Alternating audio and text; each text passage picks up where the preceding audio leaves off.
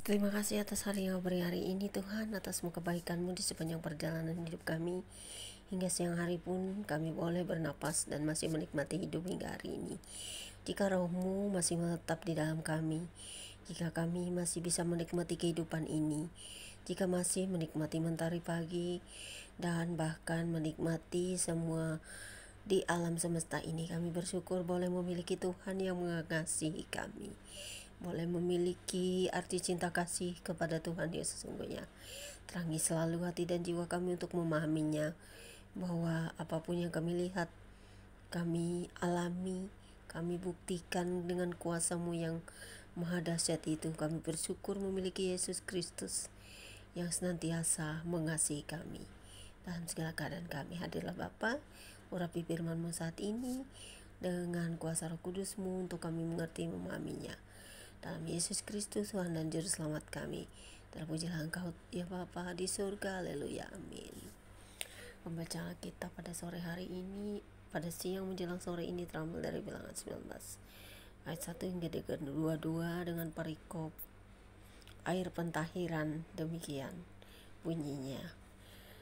Tuhan berfirman kepada Musa dan Harun, inilah ketetapan hukum yang diperintahkan Tuhan dengan berfirman, katakanlah kepada orang Israel, supaya mereka membawa kepadamu seekor lembu betina merah yang tidak bercela, yang tidak ada cacatnya, dan yang belum pernah kena kuk.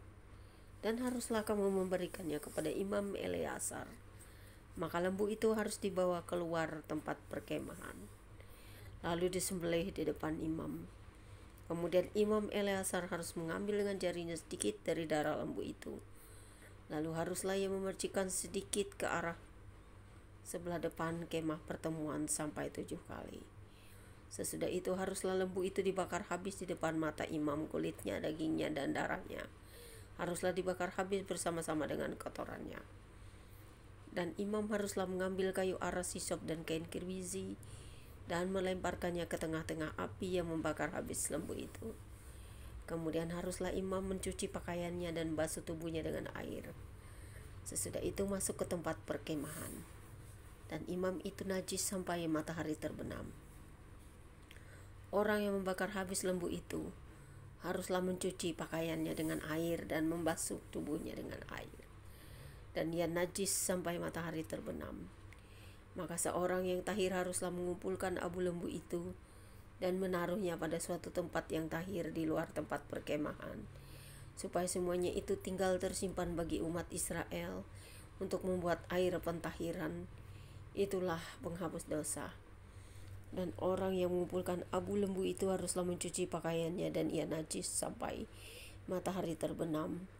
Itulah suatu ketetapan untuk selama-lamanya bagi orang Israel dan bagi orang asing yang tinggal di tengah-tengahmu. Orang yang kena kepada mayat ia najis 7 hari lamanya. Ia harus menghapus dosa dari dirinya dengan air itu pada hari yang ketiga.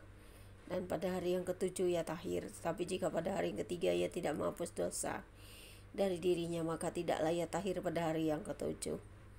Setiap orang yang kena kepada mayat, yaitu tubuh manusia yang telah mati, dan tidak menghapus dosa dari dirinya, ia menajiskan kemah suci Tuhan, dan orang itu haruslah dilenyapkan dari Israel. Karena air pentahiran tidak disiramkan kepadanya, maka ia najis. Kenajisannya masih melekat padanya. Inilah hukumnya apabila seseorang mati dalam suatu kemah. Setiap orang yang masuk ke dalam kemah itu dan segala yang di dalam kemah itu najis 7 hari lamanya. Setiap bejana yang terbuka yang tidak ada kain penutup terikat di atasnya adalah najis. Juga setiap orang yang di padang yang kena kepada seorang yang mati terbunuh oleh pedang, atau kepada mayat, atau kepada tulang seorang manusia, atau kepada kubur, orang itu najis 7 hari lamanya. Bagi orang najis haruslah diambil sedikit abu dari korban penghapus dosa yang dibakar habis. Lalu di dalam bejana abu itu dibubuhi air mengalir. Kemudian seorang yang tahir haruslah mengambil hisop, mencelupkannya ke dalam air itu, dan memercikannya ke atas kemah, dan ke atas segala bejana, dan ke atas orang-orang yang ada di sana, dan ke atas orang yang telah kena kepada tulang-tulang atau kepada orang yang mati terbunuh atau kepada mayat atau kepada kubur itu, orang yang tahir itu haruslah memercik kepada orang yang najis itu pada hari yang ketiga dan pada hari yang ketujuh, dan pada hari yang ketujuh itu haruslah ia menghapus dosa orang itu. Dan orang yang najis itu haruslah mencuci pakaiannya dan membasuh badannya dengan air, lalu ia tahir pada waktu matahari terbenam. Tetapi orang yang telah najis dan tidak menghapus dosa dari dirinya, orang itu harus dilenyapkan dari tengah-tengah jemaah itu, karena ia telah menajiskan tempat kudus Tuhan. Air pentahiran tidak ada disiramkan kepadanya, jadi ia tetap najis. Itulah yang harus menjadi ketetapan bagi mereka untuk selama-lamanya. Orang yang menyiramkan air penyuci itu ia harus mencuci pakaiannya, dan orang yang kena kepada air penyuci itu ia menjadi najis sampai matahari terbenam. Segala yang diraba orang yang najis itu menjadi najis, dan orang yang kena kepadanya menjadi najis juga sampai matahari terbenam.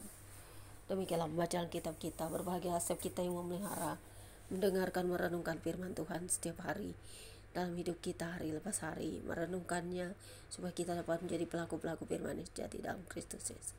Terpujilah Engkau Tuhan untuk selama-lamanya atas apa yang kami baca dan dengar.